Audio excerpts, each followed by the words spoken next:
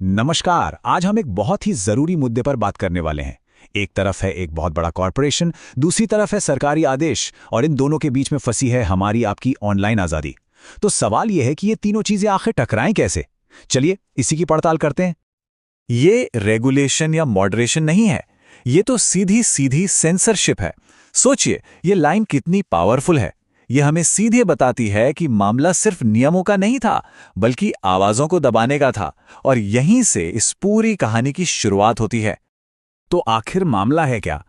देखिए, आरोप यह है कि भारत सरकार ने एक बहुत बड़ी पावरफुल प्राइवेट कंपनी की आलोचना को चुप कराने के लिए बड़े पैमाने पर ऑनलाइन कंटेंट हटाने का ऑर्डर दे दिया।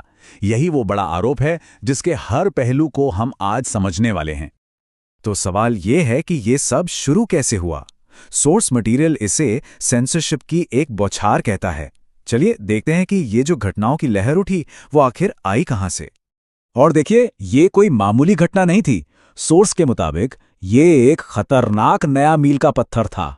मतलब एक ऐसा टर्निंग पॉइंट जिसने भारत में कंटेंट को कंट्रोल करने के तरीके को शायद हमेशा के लिए बदल दिया। इससे पता चलता है कि दांव पर कितना कुछ लगा हुआ है। कहते हैं ना, हर तूफान की शुरुआत एक छोटी सी चिंगारी से होती है। इस केस में वो चिंगारी थी एक कोर्ट का ऑर्डर। लेकिन सोचने वाली बात यह है कि एक अदालती आदेश का असर इतना बड़ा, इतना फैला हुआ कैसे हो गया। तो कहानी कुछ यूं आगे बढ़ती है। 6 सितंबर को एक अदालत मानहानि के एक केस में ऑर्डर पास करती है।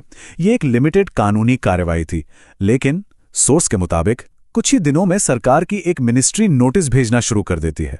और अचानक इस कार्यवाही का दायरा इतना बढ़ जाता है कि इसमें दर्जनों ऐसे लोग आ जाते हैं जिनका ओरिजिनल केस से दूर दूर तक कोई लेना देना ही नहीं था। और यहीं पर पूरा मामला दिलचस्प हो जाता है।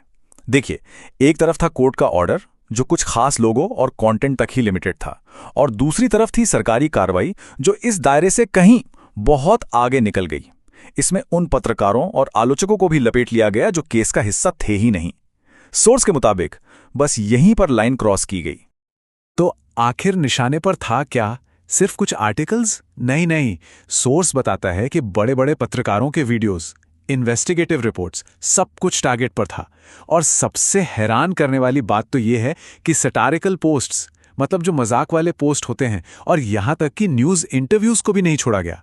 ये अपने आप में एक बड़ा सवाल खड़ा करता है ना, कि क्या आलोचना और मानहानि के बीच की जो बारीक लाइन है उसे मिटाने की कोशिश हो रही थी। तो अब सवाल ये उठता है, क्या ये सब कानून के दायरे में था या फिर पावर का गलत इस्तेमाल? सोर्स का तो यही मानना है कि सरकार ने यहां अपनी हद पार कर दी। चलिए देखते हैं कैसे। तो वो कौन सी लाइन थी जिसे सोर्स के मुताबिक क्रॉस किया गया? इसके पीछे 4 बड़ी वजहें बताई गई हैं। सोर्स के आर्ग्यूमेंट को इन 4 स्टेप्स में समझ सकते हैं। पहला, जिन लोगों पर एक्शन हुआ उन्हें अपनी बात रखने का मौका ही नहीं दिया गया। दूसरा, सटायर यानी तंज और मजाक को भी मानहानि मान लिया गया। तीसरा, एक सरकारी मिनिस्ट्री ने एक प्राइवेट कंपनी के लिए एक तरह से एनफोर्सर का काम किया। और चौथा, प्लेटफॉर्म्स को सिर्फ 36 घंटे का टाइम दिया गया कि सब कुछ हटा दो। ये चारों बातें मिलकर एक बहुत ही चिंताजनक तस्वीर बनाती हैं। और यहीं से हम सोर्स के सबसे गंभीर आरोप पर आते हैं। क्या ये सब जो हो रहा है वो एक तरह की डिजिटल तानाशाही की तरफ इशारा है? एक ऐसा सिस्टम जिसके भारत के लोकतंत्र के लिए बहुत गहरे मतलब हो सकते हैं। सोर्स का तर्क है कि ये कोई एक अकेली अलग थलग घटना नहीं है, बल्कि ये उन तरीकों की पहचान है जिनसे अथॉरिटेरियन यानी तानाशाही सिस्टम धीरे धीरे अपनी पकड़ बनाते हैं, एक एक करके, स्टेप बाय स्टेप। और वो तरीके क्या हैं? पहला, मानहानि के कानून को एक हथियार की तरह इस्तेमाल करना। दूसरा, बिना सुनवाई के एक तरफा ऑर्डर पास कर देना। तीसरा, प्राइवेट प्लेटफॉर्म्स को ही सेंसरशिप की पुलिस बना देना। और सबसे जरूरी, जो लोग सरकार या सिस्टम से असहमत हैं उनके मन में एक डर पैदा करना। सोर्स कहता है कि जब ये सारी चीजें एक साथ होती हैं तो उनका असर बहुत ज्यादा होता है। ये लाइन उस चिलिंग इफेक्ट या डराने वाले माहौल को एकदम साफ कर देती है। मैसेज बिल्कुल क्लियर दिया जा रहा है, अगर आप पावरफुल लोगों की आलोचना करेंगे तो इसका अंजाम भुगतने के लिए तैयार रहिए। तो सवाल यह है कि ये सब हमारे लिए क्यों मायने रखता है? आखिर में ये लड़ाई सिर्फ कुछ पत्रकारों या क्रिएटर्स की नहीं है। सोर्स के मुताबिक ये हर नागरिक की आज़ादी से जुड़ा हुआ मामला है। और अच्छी बात यह है कि इसके जवाब में कुछ ठोस कदम उठाए जा सकते हैं। देखिए, असल बात यह है कि जब रिपोर्टिंग और सटायर को इस तरह से मिटाया जाने लगे तो सिर्फ पत्रकार चुप नहीं होते। सोर्स का तर्क यह है कि इससे आम नागरिक का सवाल पूछने का हक भी छीन जाता है, और जब सवाल ही नहीं होंगे तो पावर में बैठे लोगों को जवाबदेह बनाना बहुत मुश्किल हो जाता है। तो फिर रास्ता क्या है? इस सिचुएशन से कैसे निपटा जाए? सोर्स 4 बातें सुझाता है। सरकार से पूरी ट्रांसपेरेंसी की मांग हो, संसद में जवाबदेही तय की जाए, इंडिपेंडेंट मीडिया को सपोर्ट किया जाए और अदालतों को ऐसे गैग ऑर्डर्स के लिए इस्तेमाल होने से बचाया जाए।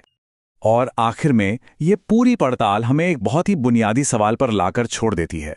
एक ऐसा सवाल जो कॉर्पोरेट पावर, सरकारी एक्शन और आम नागरिक के अधिकारों के टकराव को दिखाता है कि जब कोई सरकार अरबपतियों के लिए काम करती दिखे तो क्या हमारी फ्री स्पीच, हमारी बोलने की आज़ादी वाकई में खतरे में है?